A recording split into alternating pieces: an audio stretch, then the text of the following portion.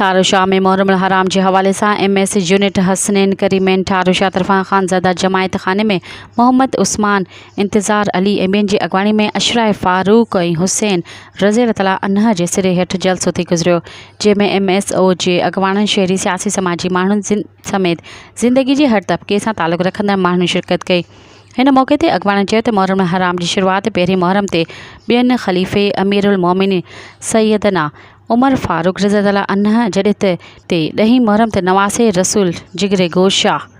बतूल सैयदना हुसैन रज़ी अल्लाह अन्हा की शहादत जो ॾिहाड़ो आहे, जेको मुसलमान लाइ वॾा सान्या आहिनि। मुहर्रम हराम जो महीनो असांखे ही दर्स ॾिए थो अल्लाह जी ज़मीन ते इंसाफ़ कयो, मज़लूम की हिमायत करण दीन इस्लाम की हक़ानियत आहे, वक़्त जे हर यज़ीद जे साम्हूं हक़ बयान करण असल हुसैनियत आहे। जद पूरे मुल्क में MSO मुहर्रम हराम जो पहिरियों अशरो फारूक और हुसैन के नाले से मल्हाई रही है, जंहिंजो अमन मोहब्बत और भाईचारो आहे। मज़ीद ख़बरन ऐं तफ़सीलात लाइ विज़िट कयो असांजी वेबसाइट www.awamiNewsHD.com ऐं ॾिसंदा रहो अवामी न्यूज़ HD।